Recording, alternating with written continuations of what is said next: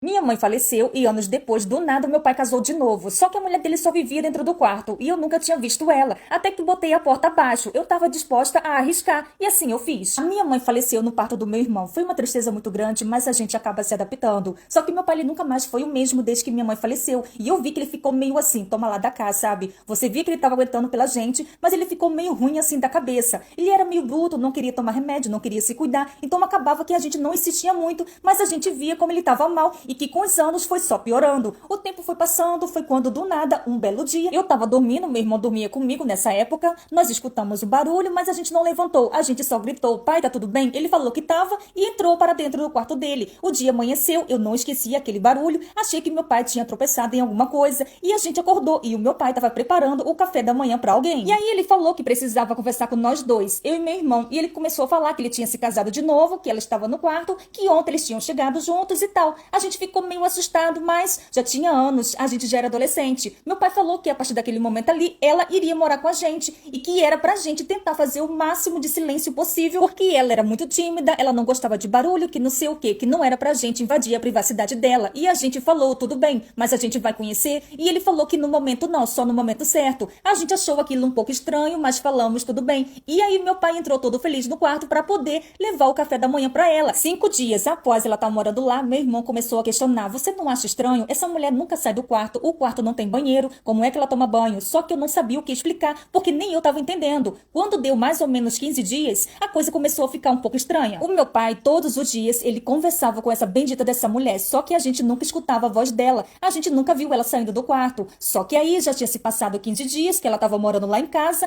que a gente nunca tinha visto essa mulher na vida, eu tava voltando da escola junto com meu irmão, e quando a gente entrou, veio aquele cheiro de podre, de coisa estragada, de carne estragada, de podre, sabe? E ele tava na casa toda. Meu pai ainda não tinha chegado do trabalho, eu bati na porta algumas vezes pra tentar falar com ela. Só que todas as vezes que eu bati, o meu pai reclamou. Eu sei que você tá tentando bater na porta, ela me contou, não é pra você fazer isso, porque ela é tímida, ela não vai responder, deixa ela em paz, que não sei o que e tal. E aí, por esse cheiro de podre, eu e meu irmão entramos em casa e começamos a procurar se tinha alguma coisa estragada no fogão, se tinha algum bicho morto em algum lugar. E nada, e nada, e nada, tudo limpo. Só que o cheiro tava insuportável e tava vindo do quarto. Eu falei, cara, eu vou bater aqui na porta pra poder ver se ela não acha algum rato, alguma coisa morta dentro ali do quarto dela. Só que eu bati, ninguém respondeu, ela nunca me respondeu. E aí eu falei, vamos esperar o pai chegar. Quando ele chegar, ele conversa com ela. Meu pai chegou, falei pro meu pai desse cheiro horrível que tava vindo do quarto de lá e ele falou que ia ver o que era. Entrou para dentro do quarto, voltou com uma sacola na mão, falando que era um rato morto, que já tinha tirado, que o cheiro ia passar e ele entupiu a casa de bom ar, mas o cheiro não passava de jeito nenhum. E eu falei, pai, deve ter muito mais rato morto lá dentro. E aí meu pai começou a ficar nervoso, começou a brigar comigo, falando que não, que era rato morto sim e tal. E aí ele entrou para dentro do quarto e pela primeira vez eu escutei a voz dela. Ele falando com ela e ela falando, não, tudo bem, não tem problema não. Eu tô aqui e não tô sentindo muito esse cheiro. E foram se passando os dias e o cheiro só piorando. E chegou uma encomenda em casa. Quando eu abri a encomenda, era simplesmente uma banheira inflável. Eu não entendi nada. Meu pai chegou em casa, falei, pai, chegou essa encomenda. Ele falou que era banheira para ela, porque ela não estava querendo se deslocar até o banheiro. E aí, todos os dias de manhã, quando meu pai ia conversar com ela, ia levar o café da manhã dela, ele simplesmente levava um saquinho de gelo. Começou a chegar sacos e sacos de gelo. E todos os dias ele levava um pouquinho de gelo pro quarto dela. Só que não era um gelo para uma quantidade de um suco, não. Era um saco de gelo. Ele pegava na mão e levava. E eu e meu irmão, a gente começou,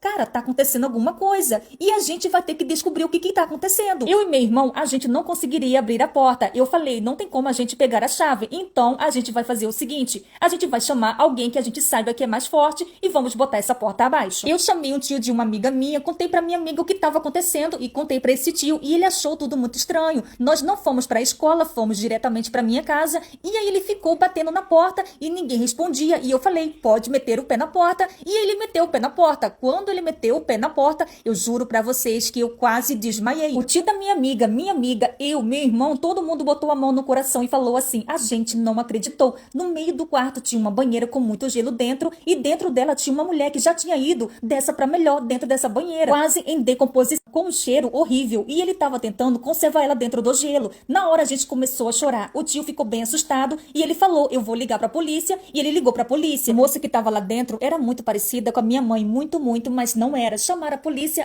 veio e a gente foi entender o que tinha acontecido. O meu pai tinha atropelado aquela moça quando ela estava saindo do trabalho dela em outra cidade e simplesmente botou ela no carro e trouxe pra casa, porque ele achou ela parecida com a minha mãe. Só que ele achou que ela só estava machucada, mas na verdade ela tinha partido. E aí ele manteve ela ali dentro, presa, congelando, dormindo, como se ele estivesse vivendo mesmo com ela, e falou pra gente que ele estava casado com ela. As vozes que a gente escutávamos era simplesmente uma amiga do trabalho dele, e ele deu frases aleatórias pra ela, e ela gravou achando que era uma brincadeira. Depois até testemunhou, e ele levava as frases e botava de uma forma que parecia que era uma pessoa que estava falando. Nós fomos morar com os nossos avós, a polícia foi atrás do meu pai no trabalho dele, e ele foi preso. Ele tá preso até hoje. A moça acharam a família dela que ela estava desaparecida, enterrou ela. Nós não temos contato nenhum com nosso pai. Nós nunca mais queremos ter contato com nosso pai. Ele foi para uma clínica, primeiro ele foi preso, depois conseguiram colocar ele numa clínica, como se ele fosse louco. Como não, né? Ele é louco e ele segue internado lá.